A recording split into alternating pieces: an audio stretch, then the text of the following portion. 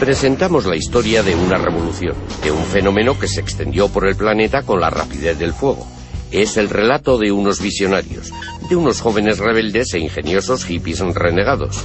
Durante 2 décadas mantuvieron entre sí duras rivalidades y disputas legales. Incluso se vieron envueltos en espionaje internacional con el propósito de convertirse en las estrellas de una nueva sensación, de un producto que los jóvenes de todo el mundo encontrasen irresistible y que produciría una peligrosa adicción. Hoy día es un negocio de miles de millones de euros que supera a Hollywood y que se dispone a superar a la industria discográfica como el negocio de ocio más lucrativo del mundo. Historia de los videojuegos.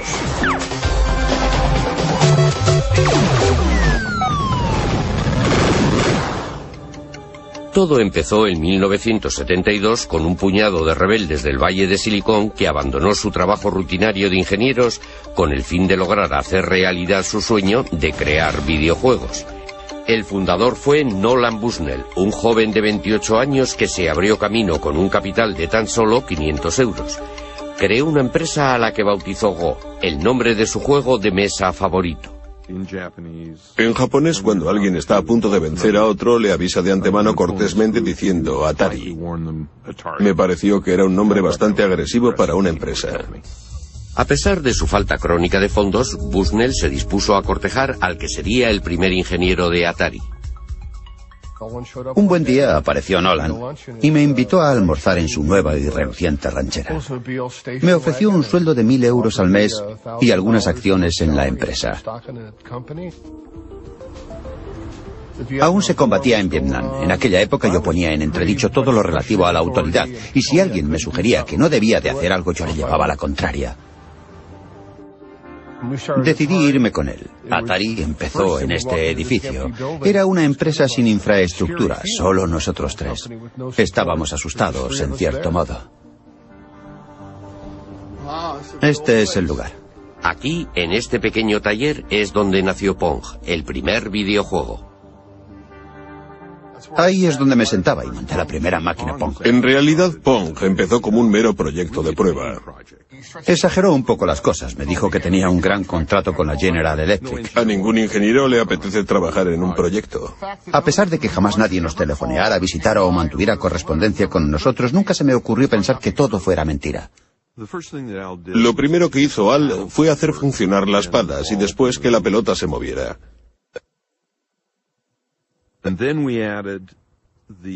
El lugar donde la pelota golpeara la pala determinaría el ángulo de rebote. Con ese cambio, el videojuego resultaba sumamente divertido. ¿Pero la gente estaría de acuerdo? Bushnell y Alcorn instalaron su prototipo en la taberna local para comprobarlo. La instalamos en una caja de madera que tenía encima un papel muy pegajoso, realmente pringoso. Para recoger las monedas montamos una cajita de un caballito de esos en los que se montan los críos y colocamos la caja encima de un barril. Nos alejamos un poco, tomamos una cerveza mientras observábamos lo que ocurría. Uno de los asiduos del bar se acercó a la máquina y estudió en silencio el movimiento de la pelota en la pantalla. Introdujo una moneda y empezó a jugar. Finalmente cayó en la cuenta de que había 2 mandos con los que se manejaban las raquetas y jugó la primera partida. Pronto una pequeña multitud se congregó a su alrededor para observarlo. Hasta entonces la gente no había visto nada en una pantalla televisiva que no procediera de un estudio.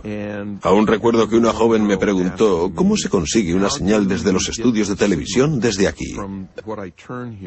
El hecho de que la señal fuera emitida allí mismo era algo que les desconcertaba.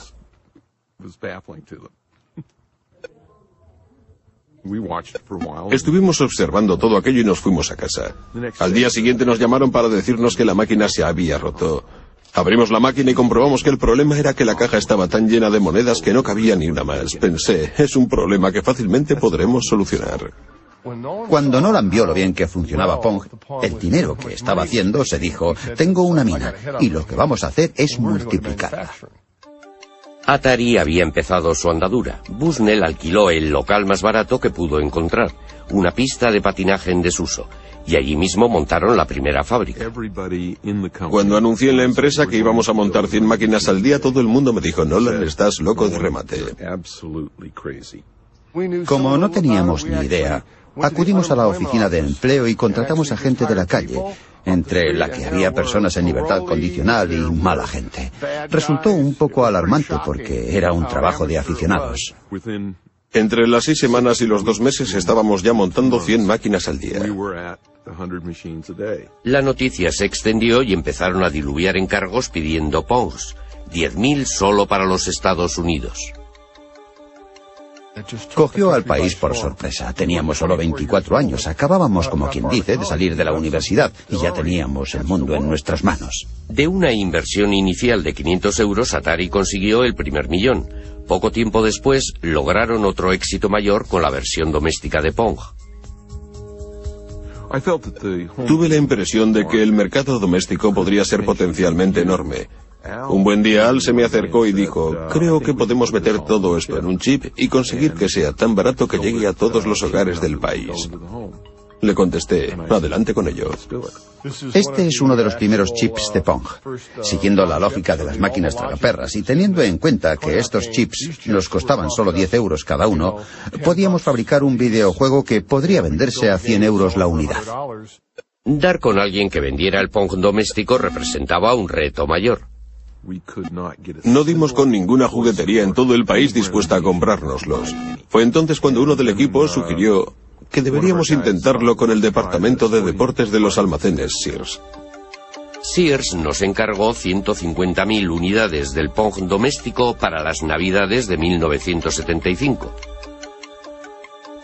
Presentaba un diseño elegante con el fin de atraer tanto a los adultos como a los niños e incorporamos el logo de los telejuegos de Sears. Una vez más fue un éxito total para Atari. Sears puso en Pong todos sus recursos de marketing. En 1973 estaba ya a disposición del público lo último en aparatos caseros para videojuegos. Apareció un anuncio y se vendieron todas las existencias. Fue algo maravilloso. El éxito de Atari fue total. Lentos pero seguros, no dejamos de crear nuevos videojuegos. Bushnell volvió a centrarse en los salones recreativos. Estaba decidido a ir un paso por delante de sus competidores. Adoptamos la actitud clara de que íbamos a librar una guerra sin cuartel contra nuestros rivales. Por eso creábamos los juegos, los comercializábamos y los innovábamos. Que arranquen las máquinas. Para conseguir fabricar los mejores videojuegos necesitaba a los mejores ingenieros. Por eso hizo de Atari la empresa de juguetes más atractiva para trabajar del planeta. El recién contratado David Crane admiraba el extraño éxito con el que Bushnell dirigía la empresa. Genial era una palabra que Nolan repetía bastante a menudo. Si a él le parecía que algo era genial, intentaría hacerlo porque pensaba que a todos los demás les tenía que parecer lo mismo. Bushnell animaba a sus jóvenes y brillantes ingenieros a que innovaran constantemente.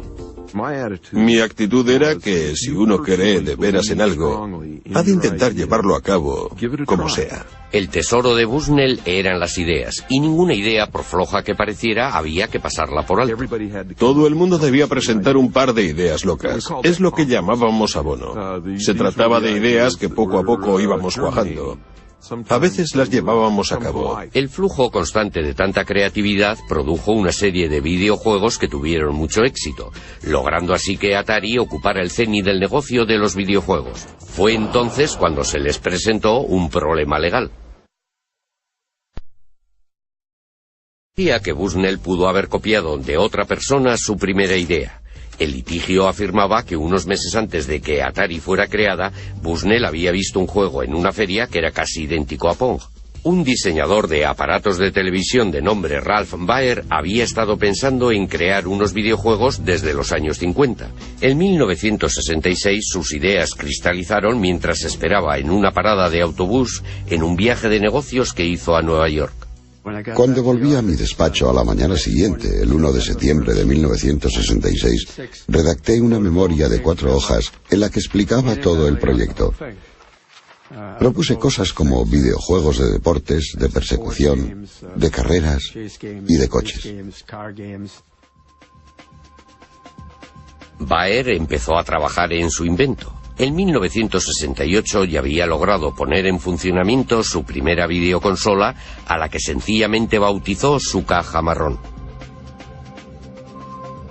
El primero de los videojuegos consistía en que dos puntos luminosos se iban persiguiendo sin tregua por la pantalla. No tardó en aparecer un juego de ping-pong. Esto ocurría 4 años antes de que Bushnell y Alcon aparecieran con su Pong. Magnavox Television firmó un contrato con Baer y produjo una versión muy cuidada de la caja marrón. El Odisea ofrecía 12 videojuegos diferentes. Cada juego tenía su color, que servía para hacer resaltar los gráficos que se iban superponiendo uno tras otro. Además de los controladores, Baer también sacó el primer haz de luz para los videojuegos en los que había que disparar, un invento que supuso todo un adelanto en su tiempo. El Odisea fue lanzado al mercado en Nueva York en una feria en 1972. Fue el mayor éxito de la feria. Todo el mundo, incluida la prensa, estaba entusiasmado. Magnavox presenta el Odisea, 12 emocionantes videojuegos con los que podrás jugar en tu televisor. El 24 de mayo de aquel año, en otra feria en el Valle de Silicon, apareció un nombre en el libro de visitas: Nolan Bushnell. Probó los juegos ofrecidos por el Odisea, se divirtió con el juego del ping-pong. El hecho cierto es que vi el juego El Odisea y la verdad no me pareció un juego muy inteligente. Tanto si Bushnell se había inspirado en el Odisea como si no, Ralph Baer ya había patentado sus diseños. Esta es la patente, y si uno se fija en la letra pequeña, se puede ver que fue presentada en enero de 1968. Consta de un televisor, y debajo tiene 2 controles manuales, uno a cada lado. Magnavox, basándose en las patentes de Baer, denunció a Atari. Nuestra postura siempre fue clara. Dijimos, solo llegaremos a un acuerdo si nos cuesta menos que aceptar un pleito. Después de 4 años de negociaciones, Bushnell y Baer se vieron las caras por primera vez en la escalinata del Tribunal Federal de Chicago en 1976. Antes de ir a juicio, Bushnell y su abogado estaban de acuerdo en pagar una retribución reconociendo las patentes de Baer. Al cabo de unos días acordaron en pagar una cantidad muy razonable. No cabe duda que le salió bien la jugada. Magnavox aceptó una conciliación por valor de 400.000 euros. Ralph Baer logró que se le hiciera justicia, pero no consiguió el reconocimiento internacional que Bushnell disfrutaba por aquella época. Le atribuyeron la paternidad de los videojuegos porque se pasaba el día delante de las cámaras mientras yo permanecía entre bastidores escuchando lo que me decían los abogados. Tranquilo, Baer, tranquilo, que solo tiene tu licencia. Han pasado ya 25 años. Baer está jubilado y padece leucemia. Sin embargo, está decidido a acabar su autobiografía y dejar bien claro para la posteridad cuál fue el verdadero origen de los videojuegos. En cuanto a Bushnell, el acuerdo le resultó barato. Atari estaba ya embolsándose millones. Pero mientras en los grandes almacenes era popular, Atari se enfrentaba a una nueva amenaza que venía del Japón con un videojuego que estaba conquistando el mundo de forma imparable. En 1978, Taito creó un juego que se hizo tan popular en Japón que provocó una gran escasez de monedas de 100 yens. Se vendieron más de 350.000 máquinas de los invasores del espacio, lo que provocó el renacimiento de los videojuegos en los salones de juego. La respuesta de Atari fue sacar al mercado su propia gama de videojuegos espaciales y de tiro. Los brillantes jóvenes ingenieros de Nolan Bushnell fueron los pioneros de una nueva tecnología llamada gráficas vectoriales con una nueva presentación muy llamativa. En 1979, Asteroides se convirtió en el mayor éxito de toda la historia de Atari. Atari tuvo otro éxito arrollador con Zona de Combate, unos gráficos tridimensionales que incluso fueron fuente de inspiración para el ejército norteamericano. Los salones aparecían como setas por todo el mundo. Tanto los adolescentes como los adultos acudían en su tiempo libre a esos lugares oscuros y llenos de humo. La reacción tanto de los padres como de los políticos fue inevitable. En la prensa pululaban a diario historias sobre jóvenes delincuentes y de chavales que hacían novillos. Los salones de juego fueron tildados de cuevas de perdición. Fue entonces cuando Atari presentó una solución. En 1975, sus ingenieros empezaron a trabajar en una nueva idea. un sistema en el que se podían llevar a casa en unos cartuchos los mismos videojuegos que los que disponían los salones recreativos. Este es el primer prototipo del sistema de videojuegos en cartuchos de Atari. Tiene todos los elementos que se necesitan en un prototipo. Tenemos el cableado y las palancas del videojuego del tanque. Sabíamos que necesitábamos esto para poder jugar a Pong, para poder jugar al videojuego del tanque, porque tenía que ver con los juegos teledirigidos y otros, pero no estábamos muy seguros de lo que íbamos a hacer con ello. Adelante, Controller, es el capitán de una nave espacial. El VCS fue lanzado al mercado en 1977, montado en una caja elegante con interruptores bien diseñados y los primeros joysticks en una consola casera. Vamos allá. Debido a que Atari era el número uno de los éxitos de las máquinas para las salas de juego, fue capaz de producir una serie completa de aparatos para aplicar a todos los VCS. En 1980 Atari se hizo con los derechos de los invasores espaciales. ¡Ya están aquí! ¡Los invasores espaciales de Atari! Ya puede usted jugar en su casa con el juego más popular de cuantos hay en los salones recreativos. Acción en el espacio dentro de su hogar. Aquellas navidades se vendieron millones de consolas VCS, de modo que los adolescentes pudieron jugar en casa con los invasores del espacio. Les presentamos un estupendo nuevo videojuego de Atari llamado Pac-Man. Los ingresos conseguidos por Atari la convirtieron en la empresa que más rápidamente había crecido en la historia de los Estados Unidos. Pero la meteórica carrera de dicha empresa atrajo la atención de Warner, que le hizo a Bushnell una oferta que no pudo rechazar. Adquirieron Atari por 28 millones de euros, un negocio que se había iniciado con un capital de tan solo 500 euros. Todo el mundo tiene un Atari, la número uno en los videojuegos. En aquellos tiempos era un montón de dinero. Era mucho más de lo que yo había soñado jamás. Pero representó el principio del fin de Atari. Bushnell, al cabo de muy poco tiempo, acabó rompiendo con los nuevos propietarios. Estábamos lanzando al mercado los VCS y comenté a los míos, bien, se acabó lo de los VCS. Y me dijeron, ¿qué? Añadí, bueno, no, pero va a ser así. Y se quedaron horrorizados. Los nuevos dueños de la Warner estaban insatisfechos de la dirección de la empresa. Eran neoyorquinos y no lo entendían. Pensaron que todo era muy raro y empezaron a desmontarla, trozo a trozo, a desmontar toda la cultura corporativista que teníamos. Y al final lo que hicieron fue aniquilar la empresa. Fue la cosa más torpe que he visto en mi vida. Finalmente, tras una serie de decisiones importantes tomadas por los nuevos jefes, Bushnell tuvo que abandonar su cargo. Le indemnizaron y le pusieron de patitas en la calle. La industria había perdido a su visionario pionero, pero no se habían acabado los problemas de Atari. Bajo la nueva dirección, los diseñadores estrella de la talla de Davy Crane no eran ya valorados por el papel que habían jugado en el mayor éxito que había disfrutado la empresa. Nos hicieron un montón de promesas que jamás cumplieron.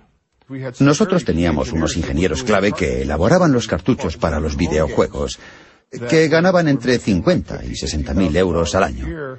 En 3 o 4 meses producían el software para un cartucho que podía llegar a venderse por un valor de 100 millones de euros. Si nos hacían pensar que no valíamos más que los encargados de poner los tirafondos de las cajas, eso quería decir que no estábamos en la empresa adecuada. Davy Crane y otros 3 diseñadores importantes abandonaron Atari y crearon su propia empresa, Activision. Tras 2 años de pleitos con Atari, se hicieron con los derechos para poder diseñar y producir sus propios videojuegos. El propio Crane diseñó el videojuego más exitoso de todos los tiempos, Pitfall. Todos los juegos que desarrollamos nosotros fueron grandes éxitos. Cuando la trampa salió al mercado fue el mayor de todos los éxitos porque se vendieron muchos millones de unidades. Lo que en realidad estábamos desarrollando con Pitfall era el primer videojuego provisto de una consola. Activision volvió a encender la llama del espíritu creativo de la primera época de Atari, pero al mismo tiempo, sin quererlo, provocó un desastre. Fueron muchos los que se cegaron con el éxito de nuestro trabajo y desgraciadamente invadieron el mercado con productos que nadie quería comprar.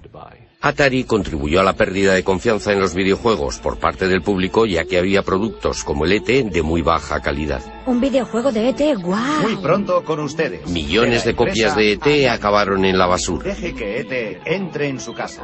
El mercado de los juegos de ordenador se desmoronó y en 1983 la Warner anunció unas pérdidas de más de 250.000 euros, cayendo sus acciones en picado. Lamento haber vendido mi empresa a la Warner. Es la cosa más estúpida que he hecho en mi vida. En 1984 la Warner se deshizo de Atari y con ello fue declarada la muerte de los videojuegos norteamericanos.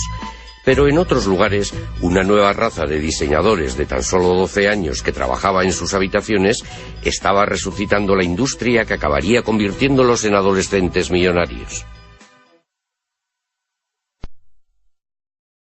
En los 80, unos adolescentes británicos montaron una revolución en sus cuartos, en las aulas y en los patios de los colegios.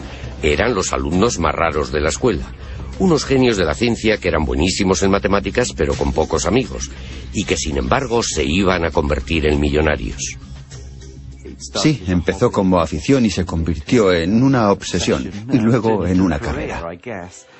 Los gemelos Philip y Andrew Oliver eran unos típicos adolescentes británicos. Sus padres no permitían que hubiera una videoconsola en casa. Sin embargo, pensaban que un ordenador sí que era algo educativo. Muy oportunamente apareció en el mercado toda una serie de ordenadores personales baratos como el Spectrum ZX y el Commodore 64. Miles de progenitores británicos los adquirieron para sus hijos con la idea de que les ayudasen a hacer los deberes, pero los chicos tenían otras ideas. Sin que nadie les echara una mano, descubrieron que eran capaces de crear sus propios videojuegos como los que había en las salas de juego e incluso mejores. Nos fijamos en las salas recreativas. El problema en dichos sitios era que los chicos tenían que meter monedas cada pocos minutos para divertirse, mientras que con los videojuegos podían pasarse jugando toda la tarde. Los gemelos Oliver fueron autodidactas y partiendo de cero aprendieron a programar videojuegos. En 1982, con tan solo 13 años, presentaron su primer videojuego a una revista especializada que publicó su trabajo. El trabajo había sido bautizado Roadrunner. Fue estupendo acudir a la escuela y decir a nuestros colegas, mirad, es nuestro trabajo. Fue estupendo poder jugar con los demás muchachos. Eran unos bloques pintados con un solo color. Corrían por la pantalla y el camión se movía por la pantalla. Solíamos retarnos, a ver cuánto puedes aguantar. El camino se iba estrechando más y más, y con muchas más curvas, y todo ello al azar. Finalmente te sacaba del juego. La revista les pagó 75 euros, una bonita suma de dinero de bolsillo para unos adolescentes de 13 años. Luego se presentó la oportunidad de aparecer en la televisión. Se presentaron a un concurso televisivo en el que competían chicos de su edad. Elaboramos un videojuego, lo enviamos y ganamos el primer premio. Salimos en la tele, fue estupendo. Más tarde nos comentaron que habíamos sido los únicos que habíamos enviado un proyecto. En realidad no querían que preparáramos un videojuego, solo querían un diseño sobre papel. Habíamos creado un videojuego. Les llovieron ofertas para comprar sus juegos y la afición de los gemelos se convirtió en una pequeña industria. Preparamos toda una serie de Esos juegos. fueron los primeros. Este es el asesino P y la cueva P. Hubo muchas noches que las pasamos trabajando y al día siguiente íbamos a la escuela como si nada. Teníamos que interrumpir el proyecto que estábamos elaborando con todas las flechas y peñascos. Íbamos a rematarlo y... Teníamos que irnos a la cama y nos despertábamos con nuevas ideas para el juego. No hacíamos más que trabajar. Sospechábamos que llevábamos mucho tiempo trabajando cuando los pajarillos empezaban a piar en la ventana y comenzaba a amanecer. Y oíamos al lechero. Sí. Las revistas distribuyeron sus juegos por todo el país, pero los gemelos consiguieron muy poco dinero. Cuando cumplieron los 18 años, los padres pensaron que había llegado la hora de que fueran a la universidad y de que consiguieran un trabajo serio. Pero uno de sus profesores persuadió a los padres para que les concedieran un año con el fin de que su afición se transformara en negocio. Unas semanas más tarde todo cambió cuando conocieron a los hermanos Darling. Richard y David también habían estado creando sus propios juegos desde los 11 y los 12 años, pero estaban insatisfechos con las cantidades que las empresas estaban ofertando a los jóvenes diseñadores. Por esa razón empezaron a vender sus juegos por correo, creando su propia empresa en una habitación de la casa. Duplicaban los juegos en una cassette, imprimían sus trabajos y llegaron a vender 1 millón de copias. Con tan solo 17 y 18 años montaron su empresa llamada Codemaster. Fue en su primera comparecencia en una feria con 18 años cuando conocieron a los gemelos Oliver. Vinieron los gemelos Oliver a nuestro stand y nos presentaron una demo con uno de sus juegos que habían preparado de antemano. No paraban de decir, sí, un juego así, os daremos 15.000 euros. Estábamos alucinados. Alguna vez han comentado que se quedaron boquiabiertos, que se quedaron profundamente emocionados, pero lo debieron ocultar muy bien. Nos faltó tiempo para volver a casa. No pudimos conciliar el sueño. En menos de un mes creamos Super Robin Hood, que llegó a ser el número 1 en ventas. Para Navidades ya habíamos vendido más de 100.000 unidades y ganamos 15.000 euros. Era increíble.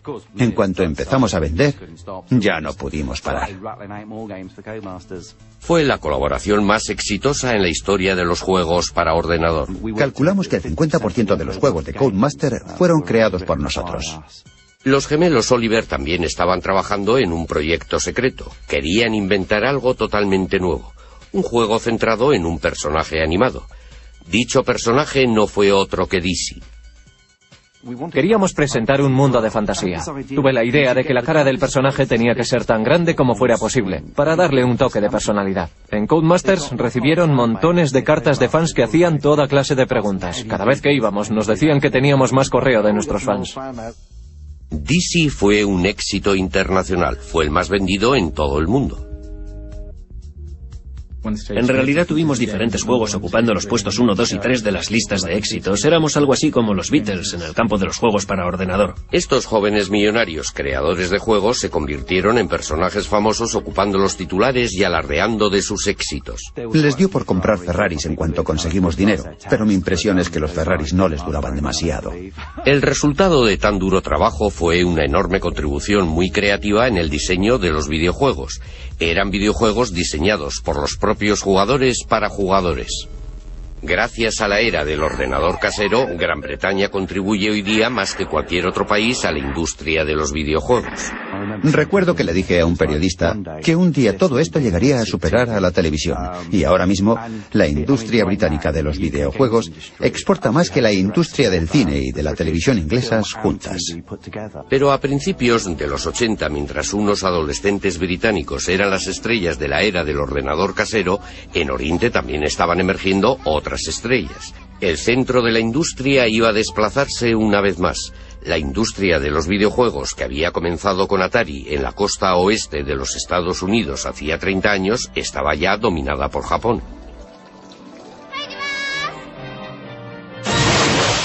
Los videojuegos casi se han convertido en algo sinónimo con Japón. Ello se debe en gran parte a una serie extraordinaria de videojuegos basados en diferentes personajes. Todos fueron desarrollados en los años 80 por un único genio creador. Desde Walt Disney ningún hombre había tenido capacidad de llegar a las mentes y tocar los corazones de los niños de todo el mundo como Shigeru Miyamoto. Hubo un momento en el que caí en la cuenta de que los videojuegos podrían ayudar a la gente a expresar sus emociones. Desde entonces, los recuerdos de mi niñez han quedado reflejados en los videojuegos que he creado. Miyamoto creció en Sonebe, una pequeña ciudad provinciana cerca de Kioto. De niño, en el seno de una familia tradicional, transformó todo cuanto le rodeaba en un mundo de fantasía que empezó a explorar. Estaba siempre como absorto. Se pasaba mucho tiempo dando rienda suelta a sus sueños. De adulto, a la hora de trabajar, se basaba en la manera de jugar que había tenido de niño. Le recuerdo describiéndonos un paseo a través de un bosque que había cerca de su casa, y que en su imaginación era algo extraordinario. Se imaginaba un montón de cosas que estaban sucediendo a su alrededor y que los demás éramos incapaces de ver, como caminos que llevaban a alguna parte. Miraba hacia arriba y no solo veía un trozo de cielo azul, sino que allí veía una trampilla secreta que le conducía a un nuevo mundo. En 1980 Miyamoto ofreció a Nintendo su visión y creatividad. Con base en la antigua ciudad de Kioto, Nintendo llevaba produciendo casi 100 años Hanafuda, los naipes tradicionales japoneses. Pero cuando su presidente Hiroshi Yamoshi se enteró del éxito de los videojuegos, como por ejemplo el de los invasores del espacio, transformó la empresa en una productora de juegos para ordenador.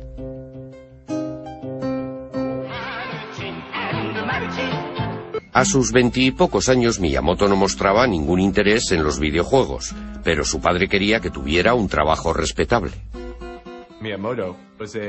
Miyamoto era un artista imaginativo, creativo, inventivo.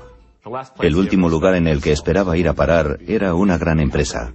Odiaba los ordenadores, no tenía fe en cosas intangibles como por ejemplo la electricidad. El siguiente golpe de suerte fue un aviso de crisis proveniente de Norteamérica. Nintendo había establecido un pequeño cuartel general en Seattle. La época de los salones recreativos estaba en su punto álgido, con Atari a la cabeza, y Nintendo quería un trozo del pastel. La rama norteamericana de Nintendo había encargado 2000 unidades de un juego muy exitoso en Japón llamado Raiders Cop, pero en Norteamérica fue un desastre. Le solicitaron a la oficina principal en Kioto que creara algo que lo reemplazara. Como no disponían de un diseñador, tomaron la decisión de dar al empleado más novato su gran oportunidad. Miyamoto se quedó totalmente desconcertado y agobiado ante tal idea. Empezó a investigar. Acudió a los salones recreativos para poder ver y observar a los adolescentes que se divertían con aquellos videojuegos e intentó entender de qué se trataba. Empezó a forjar su idea y a considerarlos como si fueran películas. ¿Por qué no iban a poder contar una historia? Miyamoto creó una historia sencilla y unos personajes llenos de color en el juego que acababa de inventar. Permítame que le muestre el primer boceto que preparé para Donkey Kong. El gorila se escapa de la jaula, atrapa a la chica y se fuga con ella. Un hombre con un martillo en la mano le persigue esquivando todos esos barriles. Al final aparece un agujero en el suelo. El gorila cae dentro de él y se mata. Con el fin de dar vida a sus personajes, Miyamoto tuvo que trabajar con las limitaciones que le imponía la tecnología de la época. De repente surgió un problema. ¿Qué pelo tenía el personaje? El asunto es que él se estaba cayendo. En un videojuego, el pelo presentaba una dificultad que los diseñadores de la época no podían resolver. Es decir, por la inercia de la caída, el pelo tenía que aparecer con las puntas hacia arriba. Miyamoto resolvió el problema poniéndole una pequeña gorra. Dándole un toque final, Miyamoto compuso la música para el videojuego que fue enviado a Seattle. Quedaba por ver si Donkey Kong iba a tener más éxito que el fracaso que había supuesto Raiders Cop, al que debía sustituir.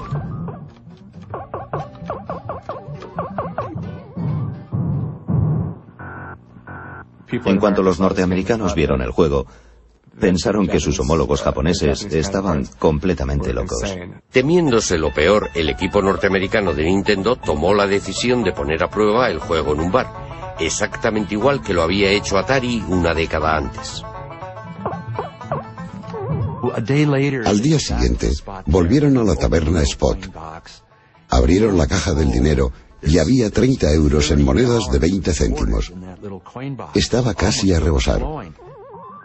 Eso quería decir que la máquina había estado funcionando sin parar todo el tiempo que el bar había permanecido abierto, desde la mañana hasta la noche. Comentaron: vaya, qué aberración es esta. Es toda la investigación de mercado que necesitamos. Adelante con ello. Solo en el primer año el juego recaudó 100 millones de euros. Donkey Kong se convirtió en una estrella internacional gracias a una serie de videojuegos de mucho éxito. El primer compañero de Donkey Kong, Jumpman, llegó a tener incluso más fama y fortuna. En 1985, Nintendo anunció el lanzamiento de una nueva consola doméstica pensada para el mercado estadounidense. El sistema de entretenimiento Nintendo, o NES, sus siglas en inglés. Tras el colapso de la industria norteamericana de los videojuegos, muchos expertos pensaron que se habían vuelto locos, pero Nintendo contaba con un arma secreta. Con su nueva creación, Miyamoto consiguió que los videojuegos adquirieran otro nivel. Jumpman se reencarnó en un fontanero italiano de nombre Mario. Mario se convirtió en una atracción universal. Mario es capaz de hacer unos ejercicios físicos extraordinarios, como dar grandes saltos, pero no es un superhéroe. Se hunde en el agua y se hace daño si cae de las alturas.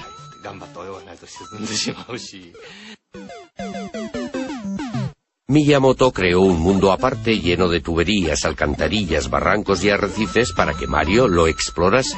Además, inventó un ejército de monstruos animados para que Mario se enfrentara a ellos. En las pruebas de la primera versión, Mario era enorme. Luego creé al pequeño Mario. El juego cobró más interés con los dos hermanos. Más tarde me pregunté qué comida mágica podría transformar al pequeño Mario en el Mario grande. Fue cuando creé esa enorme seta roja. Estaba creando ese universo maravilloso que él mismo estaba contemplando a través de un espejo. Enseguida aparecieron otras series y Mario se convirtió en una superestrella internacional. En una encuesta realizada en 1987, Mario fue reconocido por más niños norteamericanos que el propio Mickey Mouse. Fue entonces cuando Miyamoto desveló su obra maestra.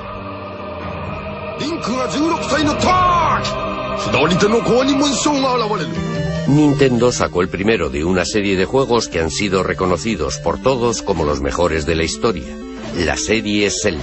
La leyenda de Zelda se movía a través de todas las formas y niveles. Ofrecía a los jugadores un enorme mundo mágico por el que podían vagar y explorar libremente. La historia se inicia con un niño que está en medio de un campo. Carece de espada y escudo. El jugador empieza poniendo nombre al niño, pero no tiene ni idea de qué ha de hacer a continuación. Anda vagando por el campo buscando algo que hacer. En aquellos tiempos fue una idea muy atrevida. Zelda estaba inspirada en la infancia de Miyamoto cuando andaba y vagaba por los campos del entorno de su casa. Subía a los montes atravesando bosques y espacios rocosos. Finalmente llegaba a un gran lago. Era sorprendente encontrar aquel lago, allí en las alturas. Parecía un mar enorme. Esa imagen ha sido muy utilizada en Zelda. Incorporé muchas cosas que había que ir descubriendo en Zelda. Eran detalles que pretendían ayudar a que el héroe dejara de ser niño y se convirtiera en todo un adulto. Mientras el niño va creciendo, el jugador piensa: yo solía asustarme con esto, pero ahora ya soy fuerte. Ese es el juego que yo estaba empeñado en crear. La leyenda de Zelda duraba más de 100 horas en las que los jugadores de todo el mundo se quedaban perplejos, fascinados. Fue todo un fenómeno que rompió todos los esquemas y estableció las bases de un género que desde entonces ha dominado el diseño de los videojuegos. A finales de los años 80, Nintendo vendió más de 30 millones de consolas NES, cientos de millones de videojuegos que supusieron una cuota del 80% de todo el mercado. Nintendo se convirtió en el amo absoluto de la industria de los videojuegos.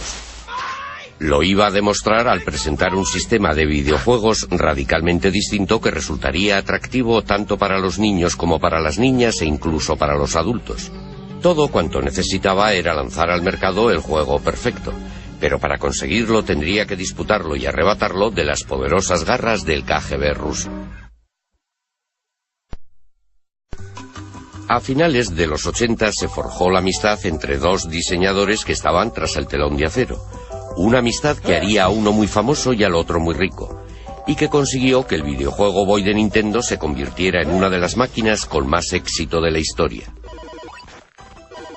La clave de dicha amistad estuvo en un videojuego llamado Tetris. En 1988, Henk Rogers, un diseñador de origen holandés, estaba de viaje intentando importar al Japón nuevos videojuegos. La primera vez que vi Tetris fue en una feria de bienes de consumo electrónicos en Las Vegas en 1988. Hice lo que solía hacer, me daba una vuelta por las ferias y escogía los videojuegos que me gustaban para llevármelos a Japón. En eso consistía mi trabajo. Jugaba con ellos. Allí di con un juego realmente bueno. Quise hacerme con él. Alexei Pajitnov hoy día vive en Seattle, pero en 1984 estaba en Moscú donde creó Tetris. Pajitnov estaba trabajando en la inteligencia artificial y en el software que permitiera el reconocimiento de voces. Creó Tetris con el fin de poner a prueba un nuevo ordenador. Mi interés estaba centrado en los rompecabezas y juegos y en toda clase de divertimentos matemáticos. Tetris estaba basado en un rompecabezas tradicional ruso llamado Pentaminos. Hay 12 formas parecidas a esta, y son todas las piezas posibles compuestas de 5 cuadrados. La versión de Pentaminos de Pajitnov contenía piezas compuestas de solo 4 cuadrados en vez de 5. Le puso el nombre de Tetris por derivarse de la palabra griega tetra, 4. Cuando calculé el procedimiento que hacía que girara a 90 grados, pensé en cuando uno introduce una llave y hace clac, vuelve a girar la llave otra vez y clac. Fue entonces cuando se me ocurrió la idea de hacer que el juego durara un tiempo real. El genio de Pajitnov se hizo patente al convertir el videojuego Tetris en una carrera contrarreloj. Desaparecieron de la pantalla las líneas completas, haciendo que fuera posible seguir jugando casi indefinidamente. Pero a medida que iban bajando piezas cada vez con más rapidez, el reto iba aumentando constantemente. A medida que el juego va acelerándose, la mente ya no es capaz de pensar tan rápido. Quizás sea el subconsciente el que irrumpe en ese momento del juego, pero va más rápido de lo que uno es capaz de jugar. Es lo que se denomina una zona. Tetris se extendió por el bloque soviético hasta llegar a Hungría, donde lo descubrió Robert Stein. Stein se fue a Moscú, donde conoció a Alexei Pajitnov y negoció con él una licencia para publicar el juego. Por alguna razón desconocida, me ofreció el Tetris original. Tenía la licencia para distribuirlo donde yo quisiera. Es lo que creí. Tetris se convirtió en Occidente en la mayor sensación internacional desde Los invasores del espacio. Cuando Tetris invadió la industria, el resto de la producción quedó anulado. Finalmente tuvo que ser retirado. En Japón, Henk Rogers sacó una versión para la consola doméstica de Nintendo. Sacamos este Tetris en las Navidades de 1988. Acabamos vendiendo 3 millones. Ese fue el momento cuando a Henk Rogers se le presentó la oportunidad del Game Boy de Nintendo. Dije, ¿sabéis? Tengo el videojuego perfecto para el Game Boy.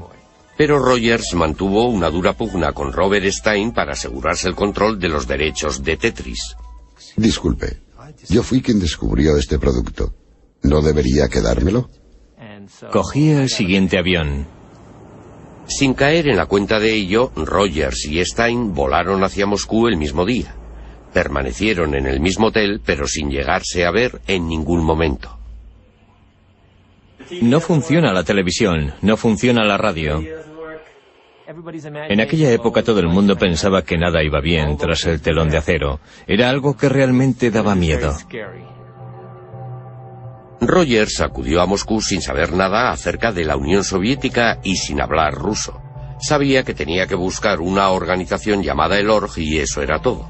Para sorpresa suya no tuvo ningún problema a la hora de contratar a un intérprete que hablaba perfecto inglés. Te llamas Alan no sé qué.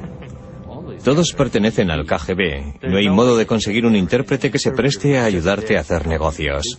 ¿Es este el edificio? Sí, este es el edificio.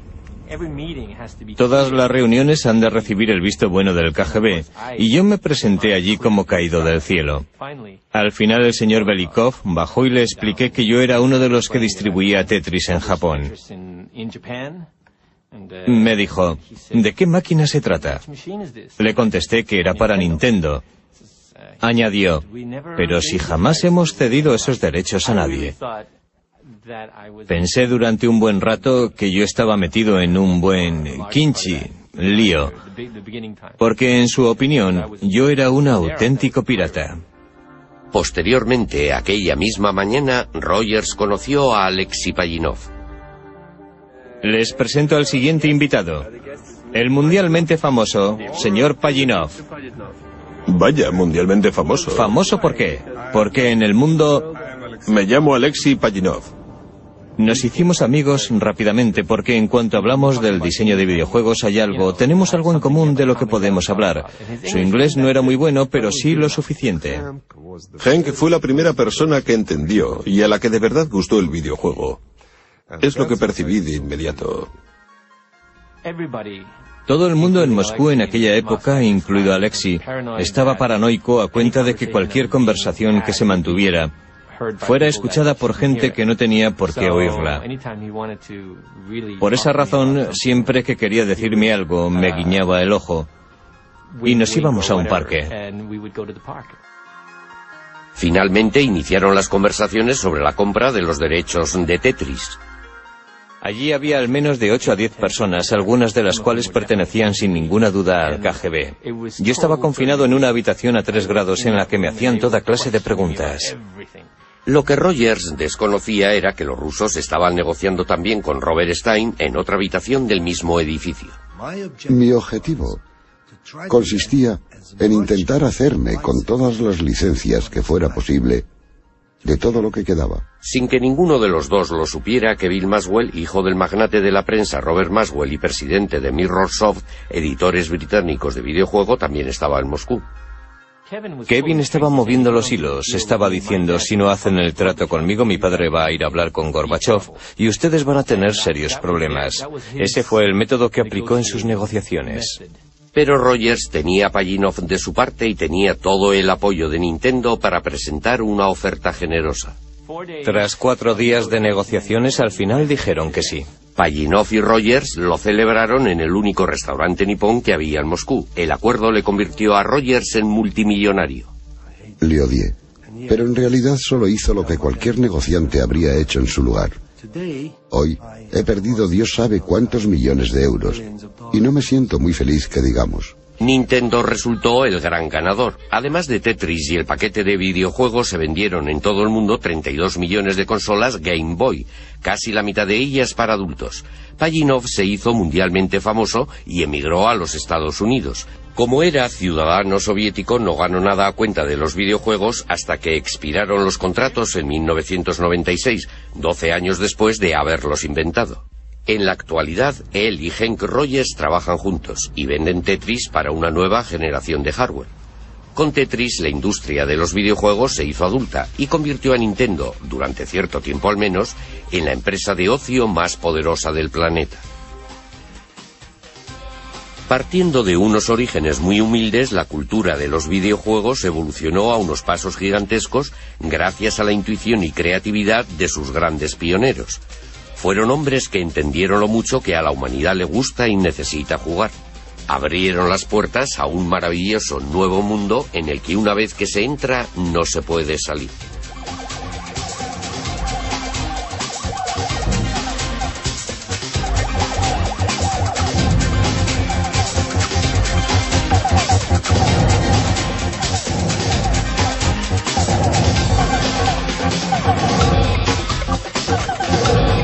Pong, el dinero que estaba haciendo, se dijo: tengo una mina y lo que vamos a hacer es multiplicarla.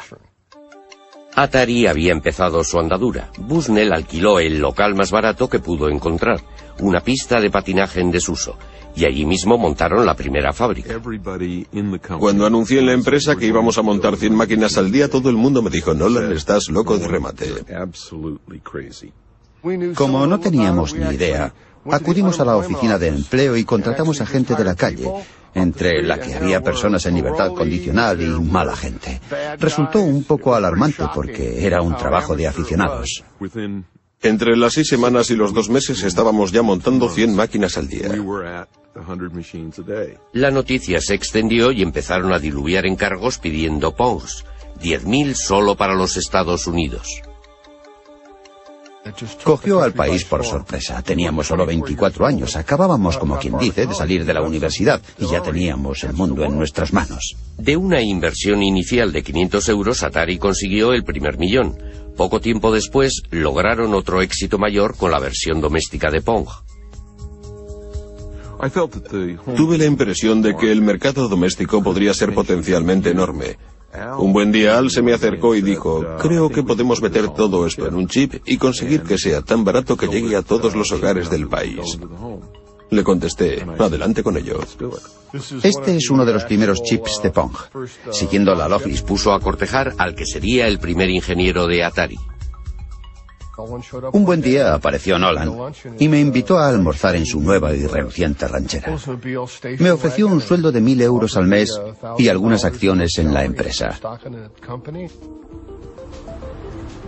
Aún se combatía en Vietnam. En aquella época yo ponía en entredicho todo lo relativo a la autoridad, y si alguien me sugería que no debía de hacer algo, yo le llevaba la contraria. Decidí irme con él. Atari empezó en este edificio. Era una empresa sin infraestructura, solo nosotros 3. Estábamos asustados, en cierto modo. Este es el lugar. Aquí, en este pequeño taller, es donde nació Pong, el primer videojuego. Ahí es donde me sentaba y monté la primera máquina Pong. En realidad, Pong empezó como un mero proyecto de prueba. Exageró un poco las cosas. Me dijo que tenía un gran contrato con la General Electric. A ningún ingeniero le apetece trabajar en un proyecto. A pesar de que jamás nadie nos telefoneara, visitara o mantuviera correspondencia con nosotros, nunca se me ocurrió pensar que todo fuera mentira. Lo primero que hizo Al fue hacer funcionar las palas y después que la pelota se moviera.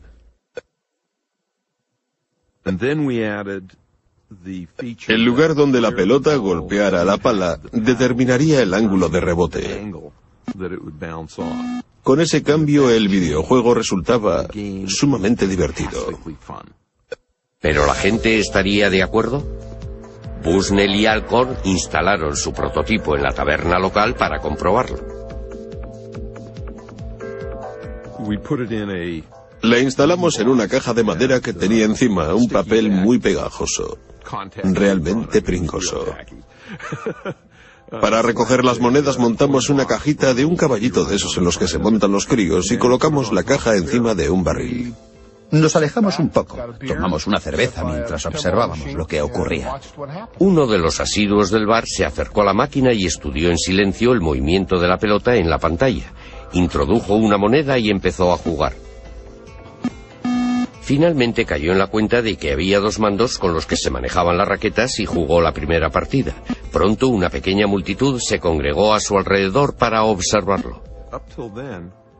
Hasta entonces la gente no había visto nada en una pantalla televisiva que no procediera de un estudio. Aún recuerdo que una joven me preguntó ¿cómo se consigue una señal desde los estudios de televisión desde aquí? El hecho de que la señal fuera emitida allí mismo era algo que les desconcertaba.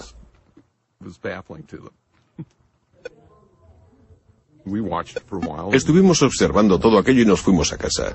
Al día siguiente nos llamaron para decirnos que la máquina se había roto. Abrimos la máquina y comprobamos que el problema era que la caja estaba tan llena de monedas que no cabía ni una más. Pensé, es un problema que fácilmente podremos solucionar. Cuando Nolan vio lo bien que funcionaba de las máquinas tragaperras y teniendo en cuenta que estos chips nos costaban solo 10 euros cada uno, podíamos fabricar un videojuego que podría venderse a 100 euros la unidad. Dar con alguien que vendiera el Pong doméstico representaba un reto mayor. No dimos con ninguna juguetería en todo el país dispuesta a comprárnoslos. Fue entonces cuando uno del equipo sugirió que deberíamos intentarlo con el departamento de deportes de los almacenes Sears. Sears nos encargó 150.000 unidades del Pong doméstico para las Navidades de 1975. Presentaba un diseño elegante con el fin de atraer tanto a los adultos como a los niños e incorporamos el logo de los telejuegos de Sears. Una vez más fue un éxito total para Atari. Sears puso en Pong todos sus recursos de marketing. En 1973 estaba ya a disposición del público lo último en aparatos caseros para videojuegos. Apareció un anuncio y se vendieron todas las existencias. Fue algo maravilloso. El éxito de Atari fue total. Lentos pero seguros, no dejamos de crear nuevos videojuegos. Bushnell volvió a centrarse en los salones recreativos. Estaba decidido a ir un paso por delante de sus competidores. Adoptamos la actitud clara de que íbamos a librar una guerra sin cuartel contra nuestros rivales. Por eso creábamos los juegos, los comercializábamos y los innovábamos. Que arranquen las máquinas. Presentamos la historia de una revolución, de un fenómeno que se extendió por el planeta con la rapidez del fuego. Es el relato de unos visionarios, de unos jóvenes rebeldes e ingeniosos hippies renegados. Durante 2 décadas mantuvieron entre sí duras rivalidades y disputas legales. Incluso se vieron envueltos en espionaje internacional con el propósito de convertirse en las estrellas de una nueva sensación, de un producto que los jóvenes de todo el mundo encontrasen irresistible y que produciría una peligrosa adicción. Hoy día es un negocio de miles de millones de euros que supera a Hollywood y que se dispone a superar a la industria discográfica como el negocio de ocio más lucrativo del mundo. Historia de los videojuegos.